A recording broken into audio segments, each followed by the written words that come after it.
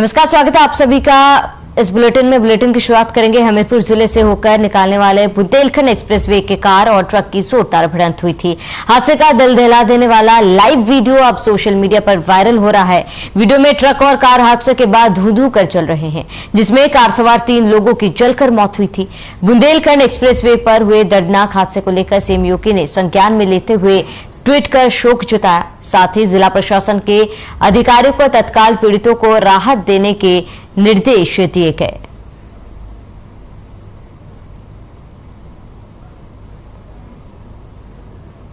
तो social media पर car और ट्रक की जोरदार टक्कर हुई और इसका वीडियो सोशल मीडिया पर जमकर वायरल हो रहा है। सीएम योगी ने ट्वीट कर इस पूरे हादसे पर दुख जताया।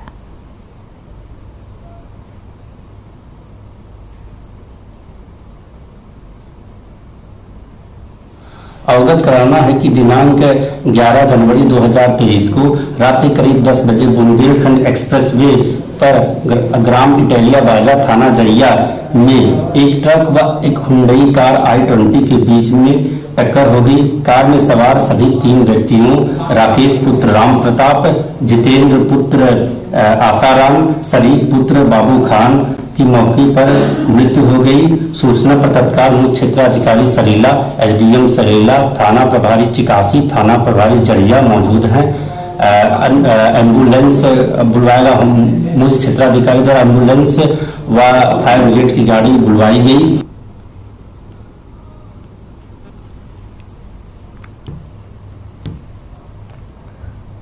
तो गोरखपुर कोतवाली थाना क्षेत्र के मोहल्ला हजारीपुर में नशे की हालत में दबंगों ने पत्रकार के घर पर चढ़कर उसके पिता को बुरी तरीके से पीटने का मामला सामने आया।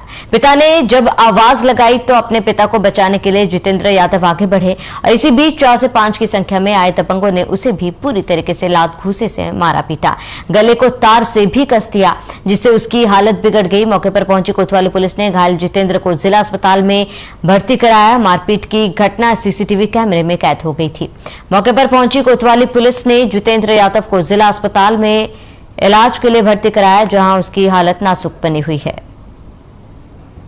तो वहीं मारपीट के 2 आरोपियों को कोतवाली पुलिस ने कार्रवाई करते हुए गिरफ्तार कर लिया है और अन्य की तलाश फिलहाल पुलिस कर रही है। आज सुबह वो सब दबंग टाइप के आदमी हैं, बिना वजह के हमारे घर में घुसकर हमारे पिताजी को लगे मारने, बाहर निकालकर। हम सोए हुए थे, उठ कर गए तो लोग हमको भी मारे, मेरा गला दबाकर मारने का प्रयास किए। वो सब थाने में उसके खिलाफ 110G की कार्रवाई तक हो चुकी है। क्या क्या कारण था लड़ाई झगड़े? ये सब आए दिन दबंग टाइप के आदमी हैं। विजय चौराहे से लगाए सावित्री हॉस्पिटल, अलीनगर चौराहे तक आए दिन सब किसी न किसी से आए दिन मारपीट करते रहते हैं।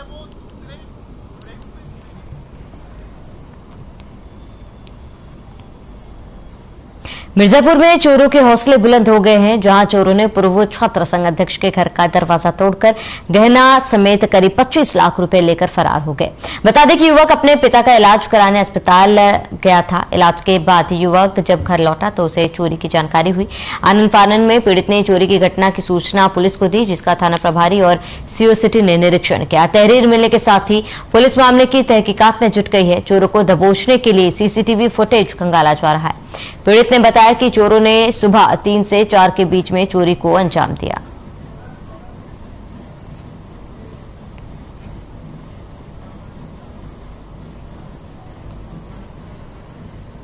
9 तारीख को अपने पिताजी का हमने बाईपास सर्जरी कराया था गुड़गांव में, 3 महीना पहले। तो 9 जनवरी को हम, मेरे पिताजी और माताजी तीनों लोग संपूर्ण क्रांति ट्रेन से रात 11:30 बजे मिर्जापुर से गुड़गांव गए हुए थे और आज हम लोग अभी दोपहर 3 बजे मिर्जापुर आए हैं। और आज के ही डेट में 13 तारीख यानी सुबह हमारे घर लगभग 4 बजे के आसपास हमारे घर ताला तोड़ के मेन गेट का और पूरा किचन मम्मी के कमरा से लेके हमारे कमरे में पूरा तोड़ के चोरी किया गया है, जिसका साक्ष्य यहाँ पे सुबह मौके पर पुलिस वालों ने आकर के देखा है।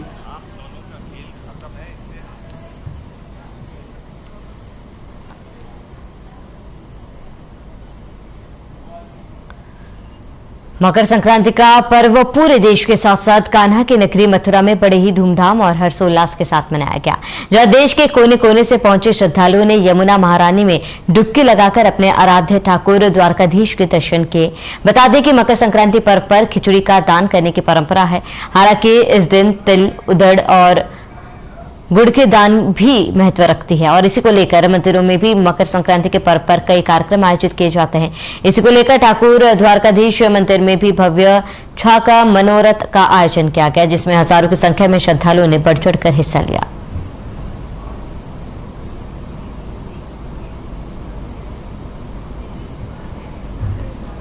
तो बाबा आपको बताते हैं कि द्वारकाधीश के दर्शन करने के लिए देश और दुनिया से श्रद्धालु यहाँ पर पहुँच रहे हैं और श्रद्धालुओं ने आस्था की यहाँ पर डुबकी भी लगाई।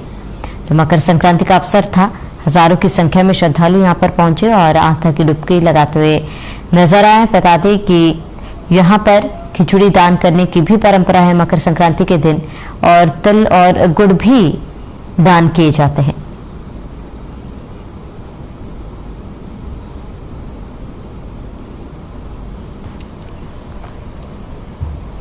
सिद्धार्थनगर जिले में इन दिनों कड़ाके की ठंड पड़ रही है, जिसमें जिला अस्पताल में इलाज के लिए आने वाले मरीजों की संख्या बढ़ गई।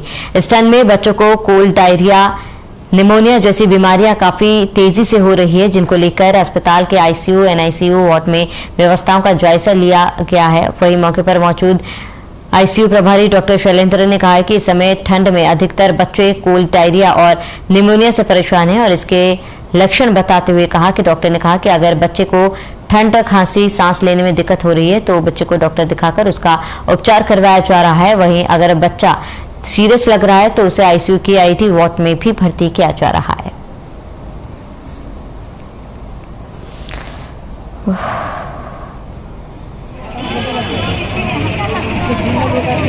इस टाइम मोस्टली जो बच्चे आ रहे हैं वो कोल्ड, डायरिया या निमोनिया के बच्चे ग्रसित होकर आ रहे हैं। तो इसमें लक्षण क्या है बचाव? बच्चे जैसे छोटा बच्चा है अचानक दूध पीना बंद कर दे रहा है, या बच्चे को लैट्रिन बार बार हो रही है, पतला दस्त हो रहा है, या बच्चे को सांस लेने में परेशानी हो रही है, खांसी भी आ रही है।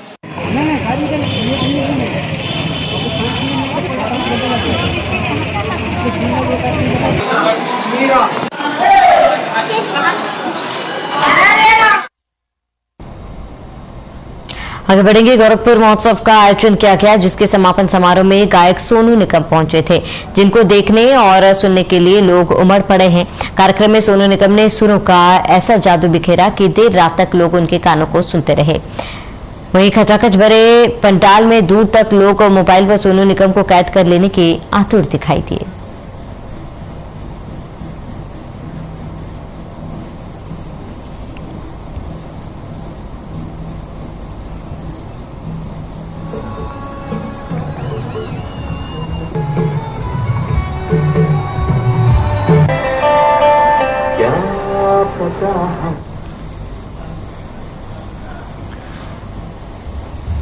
तो गोरखपुर महोत्सव का समापन कार्यक्रम, जहां पर सोनू निगम शिरकत किए और लोगों में सोनू निगम के कार्यक्रम में पहुंचने के लिए उत्साह जो है साफ तौर पर देखा जा रहा है। कार्यक्रम में जन सैलाब उमड़ा और गोरखपुर महोत्सव का समापन कार्यक्रम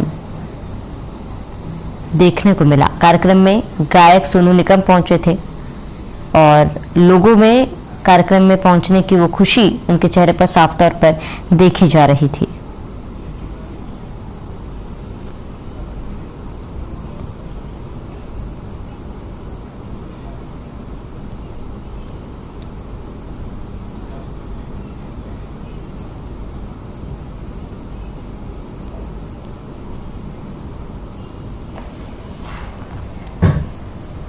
लखनऊ में दिव्यांगजन सहायक वितरण कार्यक्रम का आयोजन किया गया, जहां सरोजनी नगर विधायक राजेश्वर सिंह ने 1000 दिव्यांगजनों को सहायक उपकरण वितरित किए। विधायक राजेश्वर सिंह द्वारा लगभग 50 लाख की लागत के उपकरणों का वितरण किया गया। बता दें कि स्थानीय जनता के लिए लगातार प्रयास किए जा रहे कार्यक्रम में हजारों की संख्या में लोग पहुंचे थे।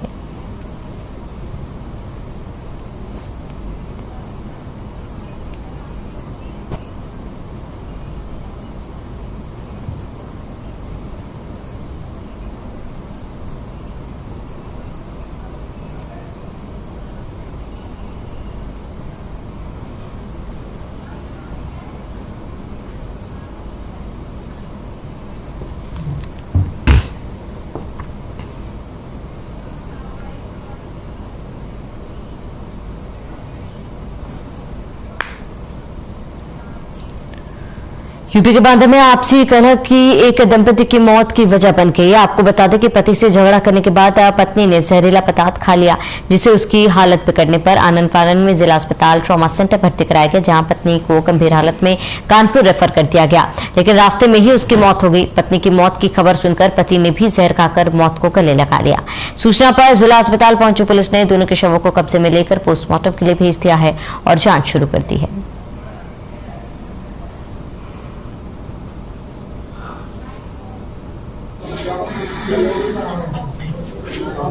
6-6.5 साल के आसपास की घटना है। ये एक प्रजापति दंपत्ति थे, लगभग 28-30 वर्ष की उम्र थी। एक महिला हैं, उन्होंने सल्फास खा लिया, जिससे उनकी मृत्यु हो गई। इस बात से आहत होकर के पति ने भी सल्फास खा लिया और उसकी भी मृत्यु हो गई है। उनके 3 बच्चे हैं। एक बड़ी बेटी है, करीब 6 वर्ष की है, 2.5 साल का एक बेटा है, 6 माह का एक बेटा है। और इसमें जांच की जा रही है। हमारी फील्ड यूनिट की टीम है, सभी अधिकारी मौके पे हैं।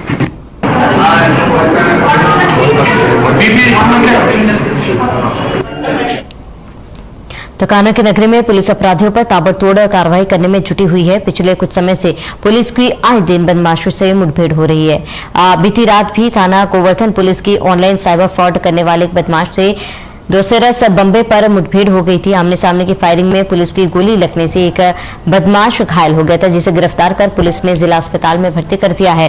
पुलिस ने बदमाश के पास से 63 सिम और एक मोटरसाइकिल, एक सेंट्रो कार सहित असलाहा बरामद किए हैं।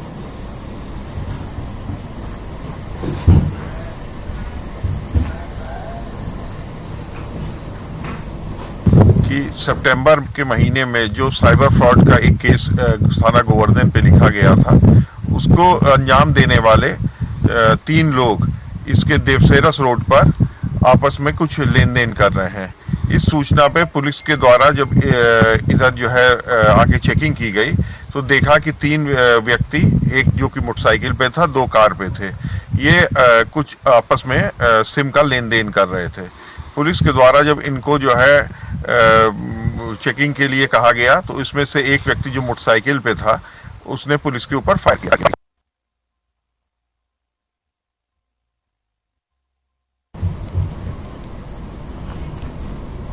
खबर कानपुर से है, जहां एक युवक के सिर कुछ कूच कर उसकी हत्या कर दी गई। बता दें कि युवक रात के समय दोस्तों से मिलने की बात कहकर घर से निकला था। सुबह घर के पास के खाली मैदान में उसकी लाश मिली। वहीं स्थानीय लोगों ने पुलिस को इसकी सूचना दी थी और मौके पर एसीपी पुलिस बल के साथ पहुंचे। पुलिस ने शव को कब्जे में लेकर पोस्टमार्टम के लिए भेज दिया है और आगे की कार्रवाई में जुट गई है।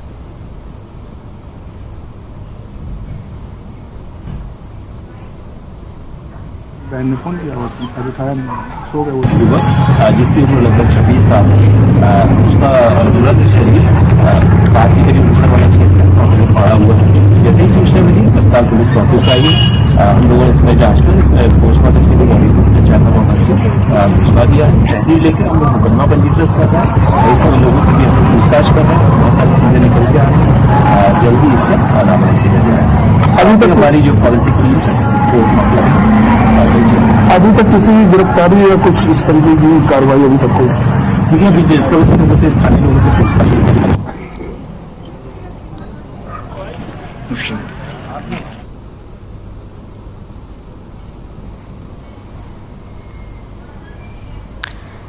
बुलंदशहर में बदमाशों के हौसले बुलंद होते जा रहे। बदमाशों ने 35 वर्षीय युवक की चाकू मारकर हत्या कर दी। घटना से क्षेत्र में सनसनी फैल गई। घटना की सूचना मिलते ही पुलिस प्रशासन और फॉरेंसिक की टीम मौके पर पहुंची। पुलिस ने शव को कब्जे में लेकर पोस्टमार्टम के लिए भेज दिया है।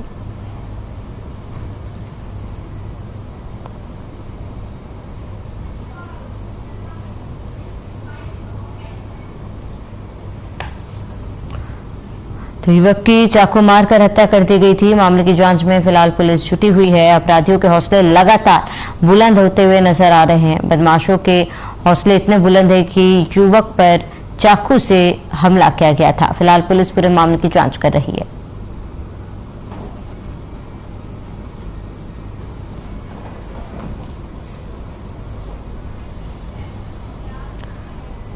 खबर ओरिया के किरतपुर से है, जहां पहले से डिवाइडर से टकराकर पलटी हुई ट्रॉली में पीछे से बाइक सवार 3 लोगों की टक्कर हो गई।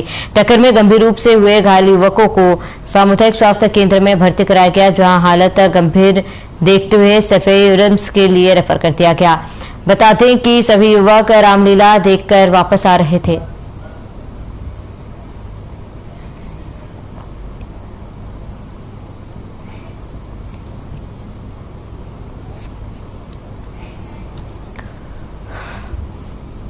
तो बाइक सवार 3 युवक घायल हुए हैं। सफेई रिम्स के लिए सभी युवकों को रेफर कर दिया गया है। तो पलटी हुई ट्रॉली में बाइक जा घुसी थी। बाइक सवार तीनों युवक घायल हो गए, जिन्हें इलाज के लिए अस्पताल में भर्ती कराया गया।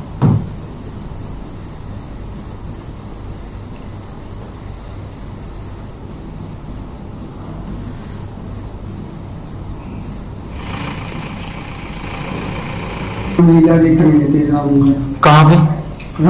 फिर उसके बाद उधर से आ रहे थे, घर जा रहे थे, लड़का गाड़ी चला रहा था, इधर ट्रक पलटा, वहाँ पर बल्ली की गई थी, उसी पे चढ़ते ट्रक मिला।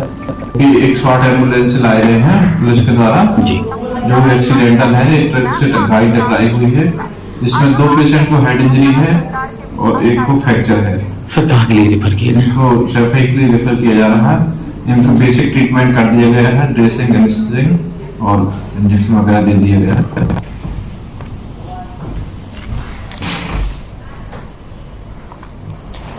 बाराबंकी में जिला अस्पताल के ट्रॉमा सेंटर से मरीजों को डॉक्टरों की मिलीभगत से अवैध एम्बुलेंस से प्राइवेट हॉस्पिटल में भेजने का सिलसिला थमने का नाम नहीं ले रहा है। एक ऐसा ही मामला सामने आया है, जहां सड़क हादसे में घायल हुआ युवक बनी कोडर से रेफर होने के बाद जिला अस्पताल के ट्रॉमा सेंटर पहुंचा और अस्पताल के ट्रॉमा सेंटर पहुंचकर डॉक्टर ने बिना इलाज के ही घायल को अवैध एम्बुलेंस से एक प्राइवेट हॉस्पिटल भेज रहे थे। जब कैमरे की नजर डॉक्टर पर पड़ी तो डॉक्टर ने बात को बदलते हुए बहाना बना दिया। सीएमओ बाराबंकी ने कहा कि अगर कोई डॉक्टर सरकारी हॉस्पिटल से मरीज को अवैध एम्बुलेंस से प्राइवेट हॉस्पिटल भेजता हुआ पाया गया तो उस पर सख्त कार्रवाई की जाएगी।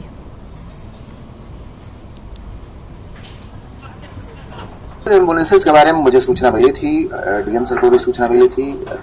इसके लिए हमने रात में 2-3 बार जाकर के वहाँ छापा मारा है, लेकिन आप जो भी आप कहें कि हमको कोई भी एम्बुलेंस या फिर आशा या अन्य कोई इस तरह का वर्कर नहीं मिला जो कि मरीजों को इधर से उधर ट्रांसफर करता।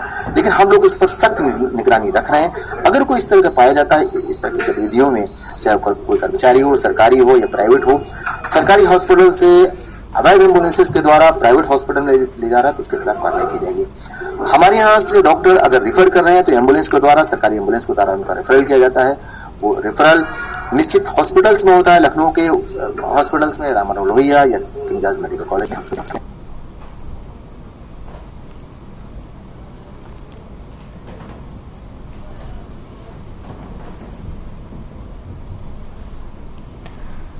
ओरिया में 2 दुकानों में भीषण आग लगने से दुकान में रखा लाखों का सामान जलकर खाक हो गया है। वहीं आग ने इतना विकराल रूप ले लिया था कि आग पर काबू पाने के लिए फायर ब्रिगेड को बड़ी मुश्किल का सामना करना पड़ा था। गनीमत की बात यह रही कि इस दौरान किसी के हताहत होने की खबर नहीं है और दमकल विभाग की टीम मौके पर पहुंचकर आग पर काबू पाया। 2 दुकानों में भीषण आग लगी।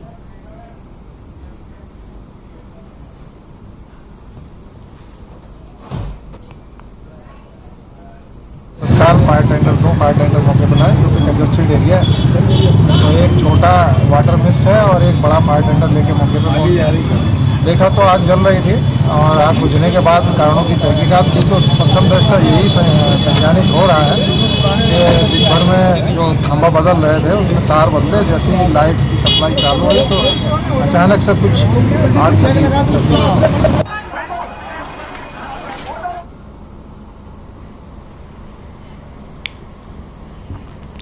सीएम योगी आदित्यनाथ ने गोरखनाथ मंदिर में मकर संक्रांति पर लगने वाले विश्व प्रसिद्ध खिचड़ी मेले में श्रद्धालुओं की सुरक्षा, सुविधा और सहूलियत सुनिश्चित कराने के लिए गोरक्षपीठ में डेरा डाल दिया है।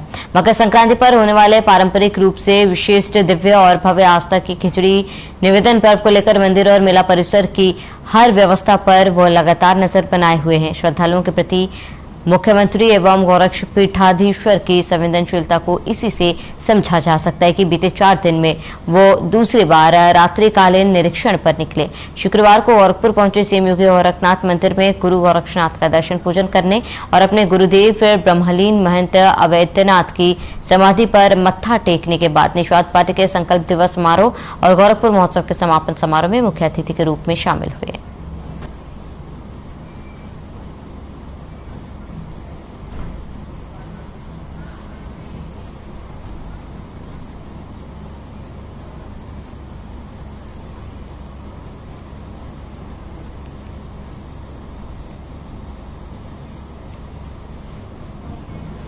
खबर बरेली से है, जहां उत्तर प्रदेश उद्योग व्यापार संगठन ने हर साल की तरह इस साल भी मकर संक्रांति पर खिचड़ी सहभोज का कार्यक्रम का आयोजन किया। कार्यक्रम में मुख्य अतिथि के रूप में जिला अधिकारी शिवाकांत द्विवेदी मौजूद रहे। बताते कि उत्तर प्रदेश उद्योग व्यापार संगठन यह कार्यक्रम पिछले 6 सालों से लगातार करता चला आ रहा है।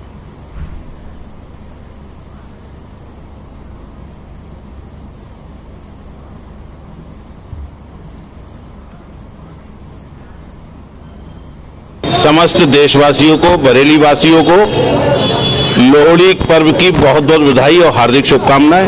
लोहड़ी और मकर संक्रांति के शुभ अवसर पर ये जो उत्तर प्रदेश उद्योग व्यापार संगठन बरेली परिवार हर वर्ष कोतवाली क्षेत्र पे खिचड़ी सहभोज और खिचड़ी वितरण का कार्यक्रम करता है। हमारे देश की धार्मिक और सांस्कृतिक परंपरा का प्रतीक है।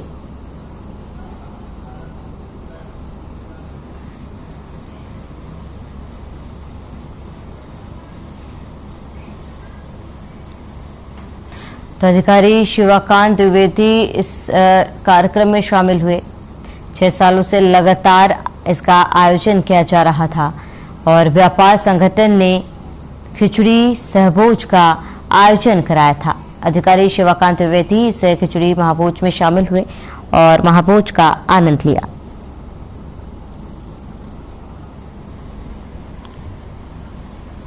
राखी सावंत ने निकाह कर मुसलमान धर्म अपना लिया है। आपको बता दें कि राखी सावंत ने अपने बॉयफ्रेंड आदिल दुर्रानी के साथ कथित तौर पर निकाह किया। इस पर उत्तर प्रदेश शिया वक्फ बोर्ड के पूर्व अध्यक्ष वसीम रिजवी का क्या कुछ कहना है, आपको सुनाते हैं।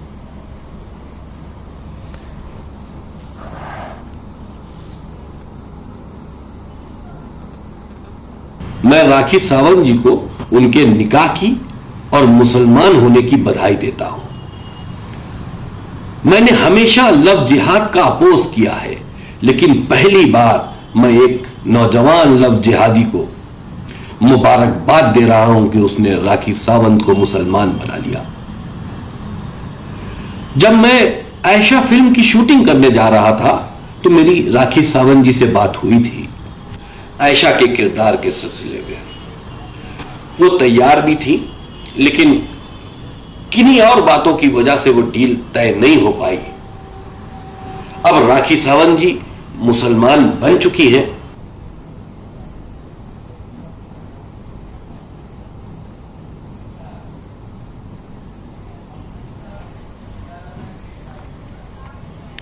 पूरा मामला हमीरपुर के रहंटिया मार्ग का है, जहां पर खदान में काम कर रहे युवक मकर संक्रांति का त्यौहार मनाने के लिए अपने घर जा रहे थे। तभी जलालपुर रहटिया के बीच आमने सामने 2 मोटरसाइकिल की टक्कर हो गई, जिसमें मोटरसाइकिल सवार गंभीर रूप से घायल हो गए। वहीं राहगीरों की सूचना पर पहुंचे एम्बुलेंस की सहायता से सभी घायलों को सीएचसी सरीला में भर्ती कराया गया, जहाँ डॉक्टरों ने हादसे का शिकार हुए अशोक कुमार को मृत घोषित कर दिया।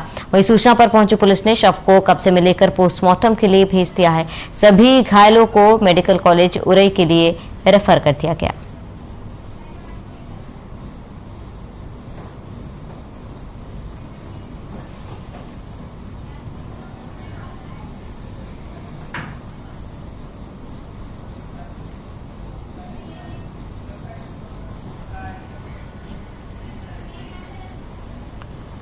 लखनऊ के बुद्धेश्वर स्थित हॉस्पिटल से घर लौट रहे युवक की हत्या कर दी गई। उसका शव गुरुवार देर रात ठाकुरगंज के भमरोली स्थित रेलवे ट्रैक के पास मिला। पुलिस ने शव की पहचान करते हुए परिवार को सूचना दी। युवक की बहन ने 4 युवकों पर हत्या करने का शक जताते हुए मुकदमा दर्ज किया। पुलिस ने बताया कि मृतक अस्पताल से मां के ऑपरेशन के बाद घर लौटा था। पारा भपटामाऊ निवासी अभय गौतम गैराज में काम करता था। बड़ी बहन अंजू के मुताबिक मां सुनीता देवी को पेट की बीमारी के चलते बुद्धेश्वर मंदिर के पास स्थित विमला अस्पताल में भर्ती कराया गया। युवक की हत्या के बाद आक्रोशित लोगों ने बुद्धेश्वर पुल पर जाम लगाया।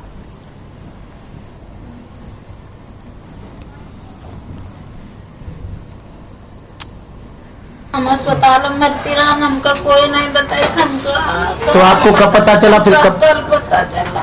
कल घर वालों ने बताया? कल हमका बताया, ढाई लोग सबको ये जब लाए तब का मालूम। क्या बताया गया आपको? हमको भैया ना ये बताओ हम क्या करें, सब भैया कहाँ मिलिए हमका। तो आपको लग रहा है कि आपके बेटे की हत्या की गई है? हमने बेटे की हत्या करी।